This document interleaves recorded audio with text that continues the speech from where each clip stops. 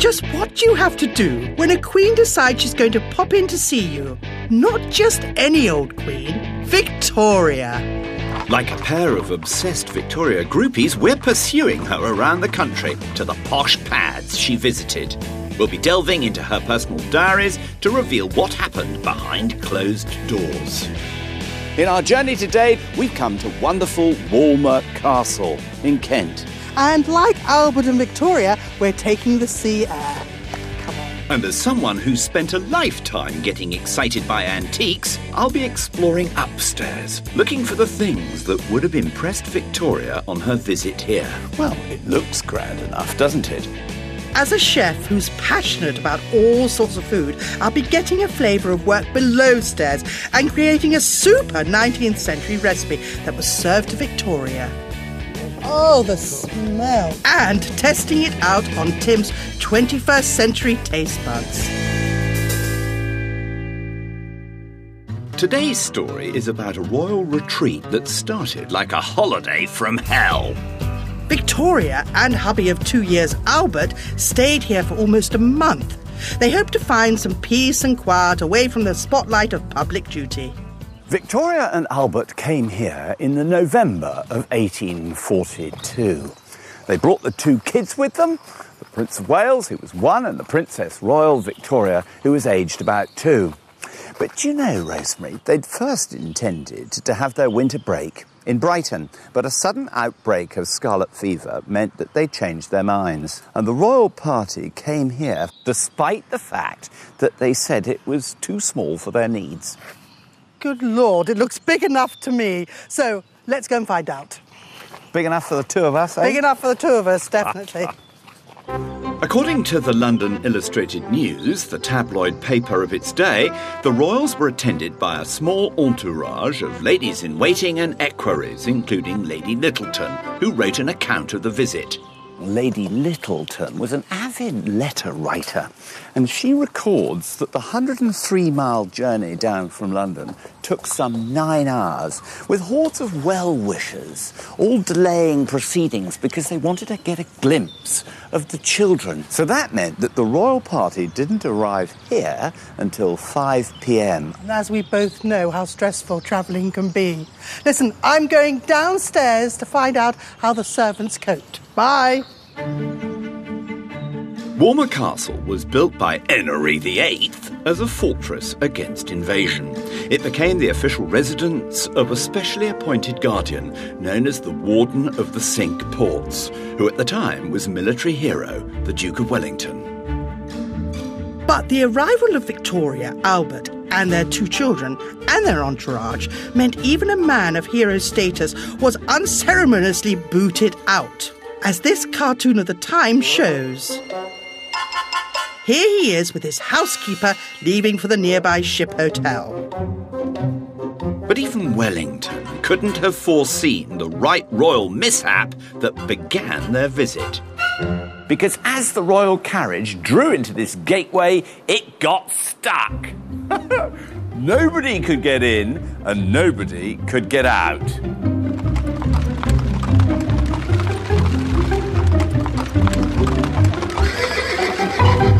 The Duke writes, her postilions drove her very badly into the gate of the tower. She stuck in it and was obliged to get out of the carriage. I believe that the children were carried over the bridge. And the Duke wrote later, the place was a scene of most utter confusion, with trunks, baggage in every room, and Abigail's maids, nurses of all ages and descriptions running about.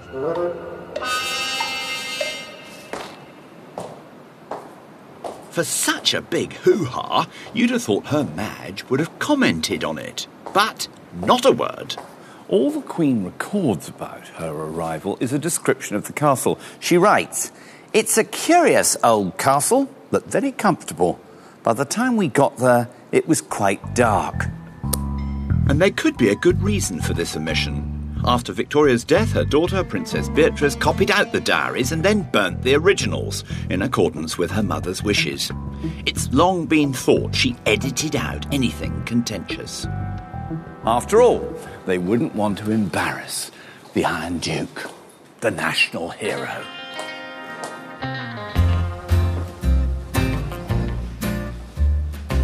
Well, Walmer Castle certainly has to be the smallest castle that Victoria visits with us.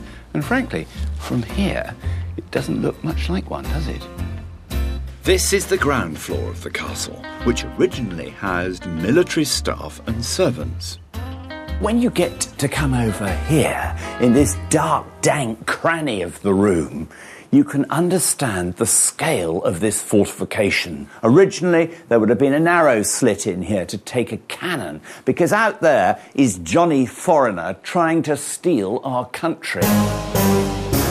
And it's not until about 1708, when the wardens of the Cinque Ports start to live in Walmer Castle, that it becomes smarter and better as a habitable space. For Victoria and Albert, their upstairs quarters were rather less functional. The Duke had the builders in before Victoria's visit, but she was not amused by her bedroom. Well, it looks grand enough, doesn't it? But in her diary, she reveals it wasn't exactly 5-star. Oh dear. She writes, "The bedroom was very small and dreadfully cold and draughty." Lady Littleton, in her journal, says, "It seems needless to go out for air. Doors and windows all chatter and sing at once, and hardly keep out the dark storm of wind and rain which is howling round." So she's awake in bed, and all this lot is rattling.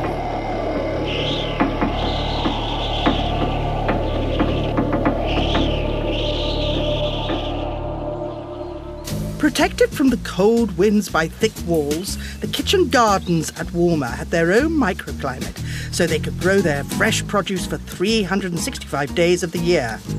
The kitchens at the castle no longer exist as they did when the royal family were here, so I'm out in the fresh air today helping to prepare a classic Victorian dish. Food historian Ivan Day is accompanying us on our journey with Victoria. Together we're creating the dishes that would have been eaten by the monarch. And today we're making one dish that was always on the menu: soup. And in particular, consommé. Well, we're going to start by making the basis of all soups and sauces, and that's some stock. And we're actually doing it in this wonderful Victorian stock pot. It is It's marvellous. beautiful, isn't it? Yes. And first of all, we've got some roughly chopped vegetables here. They have to be large because if we have little particles of vegetables, they'll block the tap up. And the wonderful thing about this is when you make stock, you always get a bit of fat floating on top. Because it's got a tap at the bottom, we tap it off from the bottom, no Yes. fat. But we can block the tap up with little bits of carrot and onion, so it's best to chop them very, very roughly. Yes, that's what they do, sort of mirepoix, roughly chopped. Yeah, isn't it's it? what is So- called a mirepoix Yes. now. Well, let's get this lid off, which is very, very hot, being copper. And if I hold the board, Rosemary, could you actually get the vegetables into it? No problems. I mean, this procedure hasn't really changed over the centuries. This is exactly what I do already. Yeah. But they were doing it 500 years ago, and they're the people who taught us to do it. They Yes. invented it all, you know, Yes. so we've got to give them some credit, really, Well- these cooks from the past. Absolutely. Next, into the pot goes a whole partridge and some cheap beef cuts, known in Victorian times as soup cuts. Finally, we're going to put what you might call a... Bouquet garni. Right, let's get the lid on. It's a lovely... Really tight fit, yes. The stock will need several hours to simmer and reduce. back in the castle, the Queen would have been getting on with daily life in this quirky little retreat that her lady-in-waiting, Lady Littleton, describes in her diary as a big round tower, immense thick walls, and a heap of conical rooms of odd shape. The Queen makes the same comment in her diary. Most of the rooms are oddly shaped, forming part of a circle. Such rooms didn't bother Wellington, Perhaps they endeared him to the quirky castle and appealed to his humorous nature. And here's the man himself, the Iron Duke. The Duke of Wellington, the man that Queen Victoria described as the greatest person that we have ever produced. He also had a great sense of humour. Here at Walmer, there was a gardener servant called Jones, who was very often mistaken for the Duke. When the Duke was told this, he said, "That's a strange thing, because I'm never mistaken for Jones." This is the corridor that divides the castle and creates those odd-shaped rooms. Rooms that frequently changed their function to fit the occasion. But it wasn't the rooms that made the impression on the royal party, it was the outside that mattered. So, whilst the drawing room might once have been used as a sitting room or for the odd reception, even as a chapel, the primary route is to get out onto this terrace to enjoy the divine view and the sea. It was from this terrace that the Queen and Prince Albert would have watched the 21-gun salute discharged from the battleship the Thunderer in her honour the morning after she arrived. Although several such tributes were organised during her stay at Walmer, it was her express wish that her holiday was as retiring as possible. How sweet. And she spent a lot of time simply walking by the sea with her beloved Albert. This picture from the Illustrated London News actually shows them strolling along the coast, and if your eyesight is better than mine, you can just about spot them holding hands. Victoria wrote in her diary, "At 9:30 we sallied forth and walked at least a mile along the beach where there is not a house. So different to Brighton. This is so private."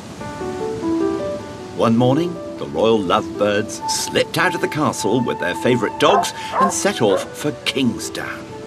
A sudden squall forced them to seek shelter with a fisherman. His hospitality was later recognised by the Queen, who rewarded him with a pension, no less. And according to the Illustrated London News, on her return, she was the very picture of blooming health. Perhaps it wasn't just the sea air that gave her that glow. Oi, oi. I've done my maths and I can reveal that she was in fact about 12 weeks pregnant with her third child while she was here at Walmer. No wonder they needed the hearty meal that was, according to the records, awaiting them that evening. And without a doubt, it would have started with a consommé just like we're making. And back in the garden, our stock for this iconic dish is almost ready. Oh, the smell.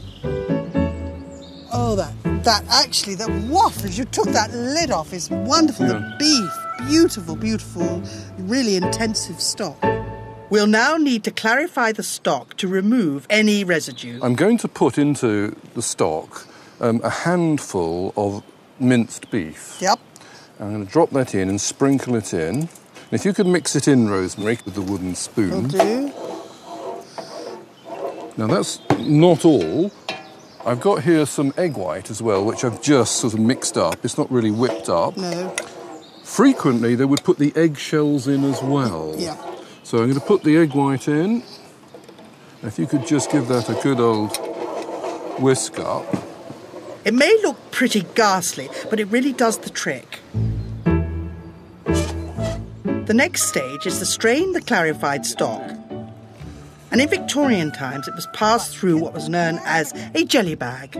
This is a jelly stand. It looks like an umbrella stand, Yes. but this is the perfect thing for hanging your jelly bag in. Yes. And it's a fake one, but it's made exactly as a Victorian one. So it was one of the most useful things in a Victorian kitchen. Now, if you very gently pour that... I promise you, I will be very gentle. If it doesn't come through clear, we just put it just through put it again. back. We put it through again.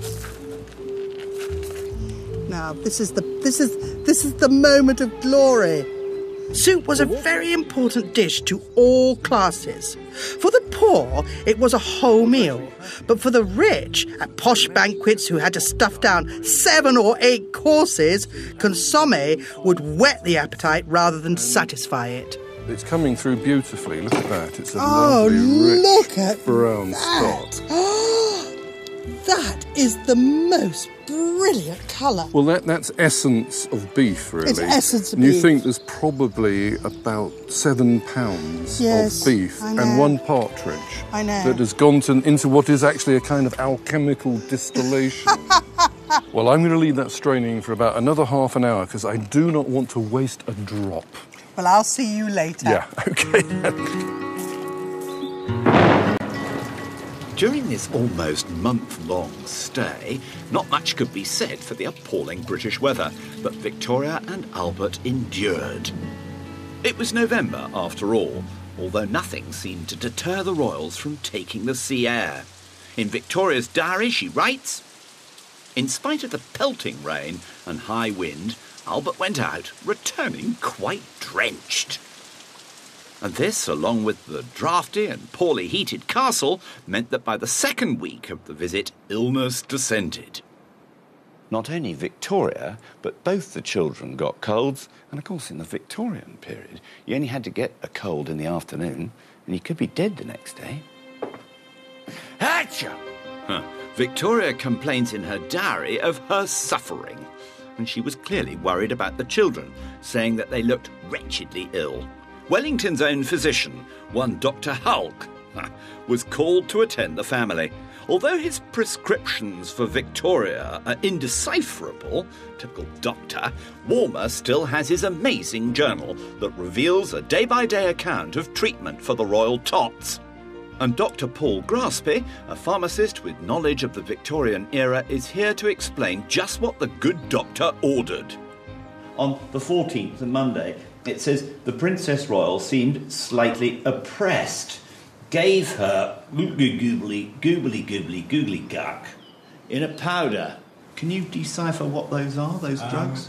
I can actually only make out one drug, which is magnesium carbonate. Mm-hmm. Now, I think on this occasion, the doctor actually was using some fairly simple powders, and I think this equates to something like liver salts or something like that. Most of the drugs they had weren't curative, they were palliative, so they addressed the symptoms. And of course, the big worry Victorians had was infectious disease. Because you see, by the time we get to the Wednesday, he's saying the Princess Royal passed a good night. She ate her breakfast, that's all very nice.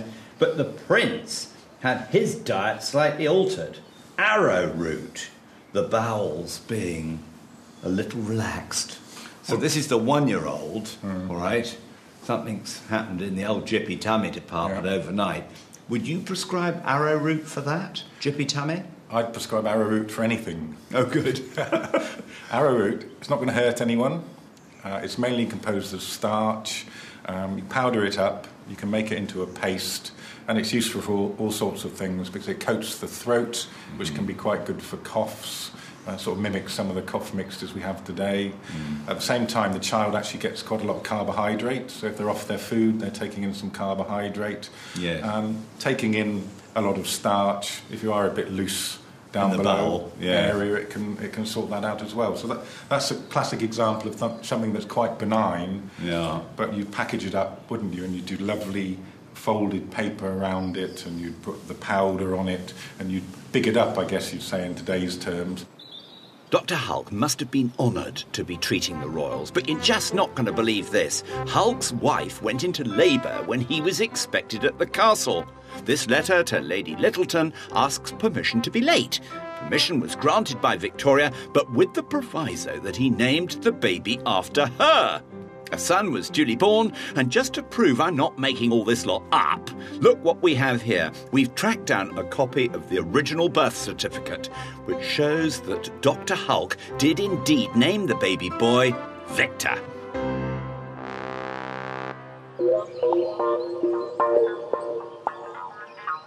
Having made the stock and clarified it, it's time for us to actually make the consommé. Typical of Victorian dishes, the process is everything. This ingredient here is sherry. So we really need to get this pan really, really hot. Okay. That's it. It'll start boiling away. Let's get all that alcohol off there. Right. Well, here's the wonderful consommé stock, which is very concentrated because it's a reduction. I reduced it very slowly, so it's very concentrated. Yes. And now that the sherry has got rid of all of its alcohol, I'll put this in here. Look at that. It's like honey, isn't it? And it's beautifully clear. Would you like to taste it, just to tell me what you think? Obviously, the sherry's going to reduce it a little bit, but... Come on, you don't have to ask twice. You know that with me. And tell me what that's like. Look at the... Do you know, it's absolutely perfect. It's golden, isn't Golden. it? Essence of beef.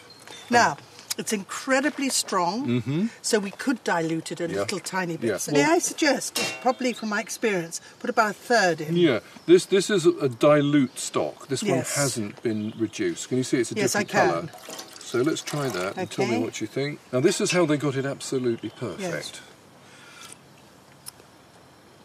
Absolutely spot on. Yeah? Don't do anything else to Excellent. it. That's Right. seasoned beautifully. It looks perfectly. Let It's me have clear. a Now you little taste taste. it and tell me what you think. You're absolutely right. That's absolutely perfect. And that's the consommé almost complete. There is one other stage, but before we do that, I've heard Tim's been talking to Dr. Paul Grassby about health above stairs. And before he dashes off, I'm going to ask him about the servants. So would the servants in the Victorian times have access to medicines? Victorian servants were actually very healthy, and their life expectancy tended to be much longer than the general population. There are examples of people living and working into their 60s and 70s. And in addition, some of them were reasonably well paid, even by today's standards, earning £40,000 a year in today's money. So undoubtedly, yes, they would have had access, depending on their status, obviously, and where they were living. So it wasn't necessarily the wealthier you were and the healthier you were. Yeah, I mean, the difference in health between the rich and the poor in Victorian times was undoubtedly not due to the medicines they were taking. It was due to their environment and their diet and their education and the fact that they could get away from the industrial pollution. It was all the kind of things which even today make you healthy. If I was the lord of the manor or a stately home owner, I'd want to make damn sure I didn't come into contact with people that might give me an infection. I'd want my staff to be as healthy as possible.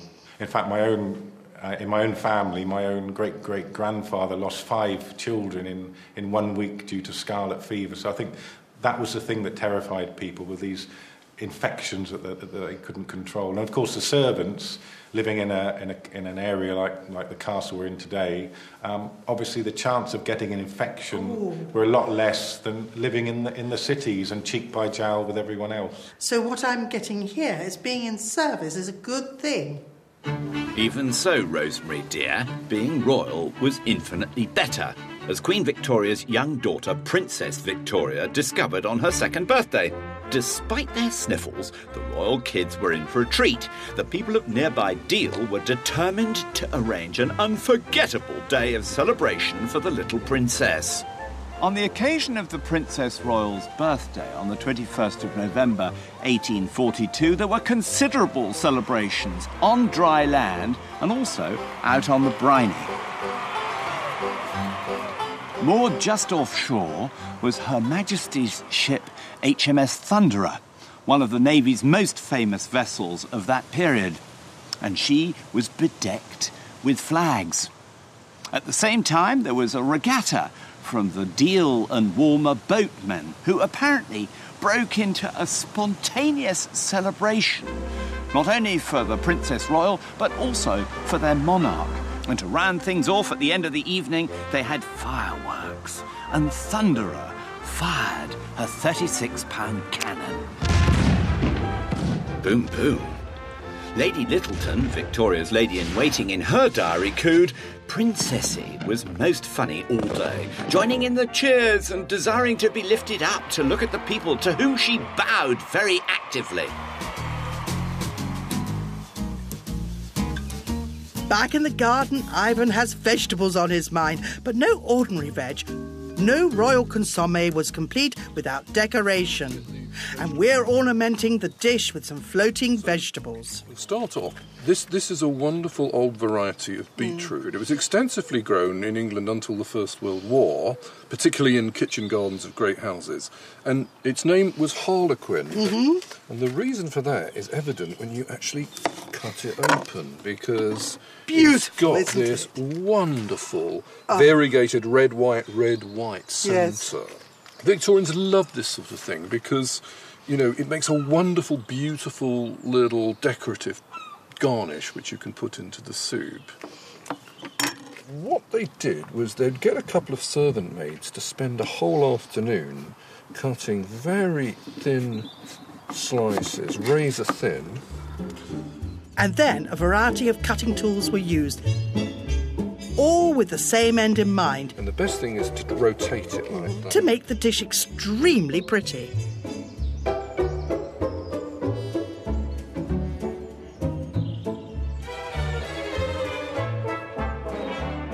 That's great. I think we may as well just pop this into the consommé. OK, well, I finished that. And so, Don't they look pretty? really beautiful, isn't it? Just pop these in. They just need blanching, basically, and then that's it. Wonderful. It's like a salad in a soup. I really can't wait for Tim to see it. And to taste it. I'm serving the soup in the garden below the ramparts, which, despite the winter winds, was protected enough to provide additional kitchen gardens and orchards in the 19th century. Today it is more ornamental, like our royal dish of the day. Well, this is a rare sighting in the garden, if ever I saw one. And also a very rare treat. Now, I've got here some lovely beef consommé with a beautiful garnish of vegetables. Absolutely delicious. Now, would this take a long time to make? This is quite a complicated dish. There's lots of different stages to it, and they would have this at the beginning with a sort of thick soup and then a thin soup, and it's incredibly healthy for you. So if I got a bad Delicious. cold, I could have this, couldn't I? This would be very healthy and very good for you. Yeah. So let's have a taste. See what you think. It's got a lot of colour to it, hasn't It's it? beautiful and it's a picture. The flavour there, the freshness. It is a really great consommé. I mean, this is something that I would do today. It's jolly good, isn't it? I'll never be able to taste that tin consommé ever again, you know that. You're thoroughly spoiling me, Rosemary. Despite having a dreadful cold while she was here and being pregnant to boot, Victoria clearly loved being away from queenly duties. But, like the rest of us at the end of our holes, reality beckoned. And it was with a sigh that she writes on December the 3rd. Felt quite sorry this was our last night here. The bedroom was very small and dreadfully cold and draughty. But still I formed an affection for it all, and for the whole house. In spite of being unwell and cold, I regret leaving the seaside. We're also sad to be leaving the seaside, but join us tomorrow at Wimpole Hall in Cambridgeshire, where Victoria encounters some wayward servants. Oi, what are you doing down there? Catch that again tomorrow night, same time, 6:30.